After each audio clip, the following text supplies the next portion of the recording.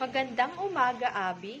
May nais pala akong itanong sa iyo base sa napag-aralan natin kahapon tungkol sa epekto ng social media. Para sa iyo, ang social media ba ay nakakabuti o nakakasama sa nakararami? Para sa akin, hindi ko masasabi kung masama ang dulot nito o mabuti dahil meron itong parang epekto, may mabuti at masamang dulot sa atin. Ganun ba? Pwede mo ba akong bigyan ng mga halimbawa ng mabubuti at masasamang dulot ng social media? Oo naman, katulad ko, gamit ang social media, mabilis kong nakakausap sina Utol, Ermat, Erpat, at pati na rin ang aking mga kaibigan at mga guro. At dito din ako nakakapagsaliksik ng mga karagdagang impormasyon na ating mapagamit hindi lamang sa pag-aaral, kundi pati na rin sa ating pang-araw-araw na pamumuhay. Oo, tama ka.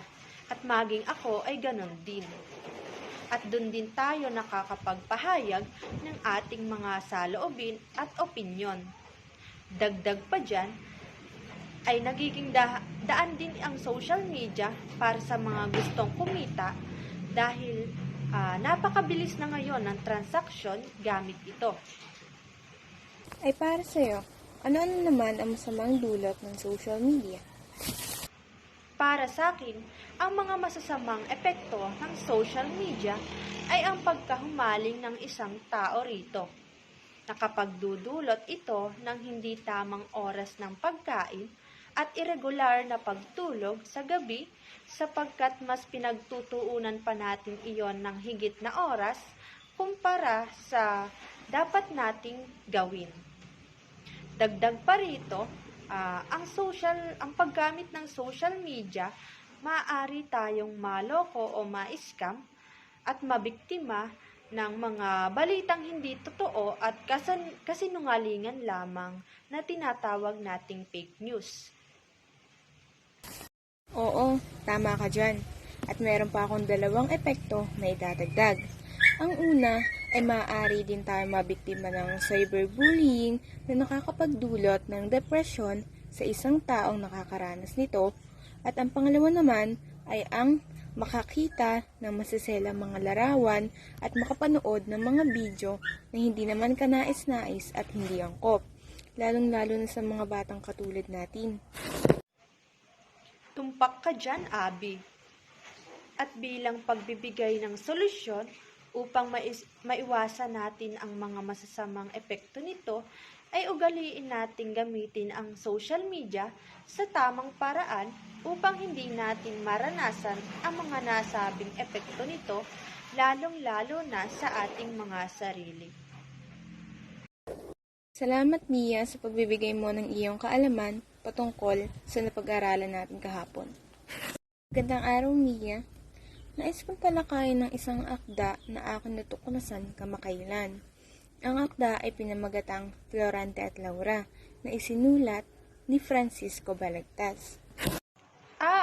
Isa yan sa mga mahalagang obra sa panitikan ng Pilipinas. Ano ang mga natuklasan mo hinggil dito? Sa aking pagbabasa, aking napagtanto ang kahalagahan ng pagiging matapat at matapang sa harap ng mga pagsubok. Sa pamamagitan ng kanyang mga tauhan, ipinahayag ni Balagtas ang kanyang mga saloobin at kaisipan tungkol sa mga isyu noong panahon ng mga Kastila. Tama ka. Sa aking palagay, ang Florante at Laura ay isang malakas na pahayag na naglalayong magbigay ng kamalayan sa mga Pilipino tungkol sa mga hindi makatarungang ginagawa ng mga Kastila.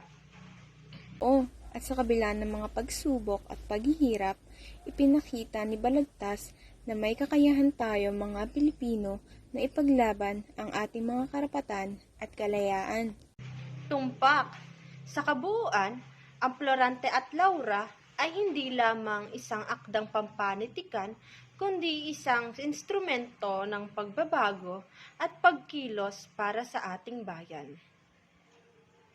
Palagay ko, ang akdang ito ay nagbibigay rin ng mga mahalagang aral tungkol sa pag-ibig, pagkakaibigan, at sakripisyo.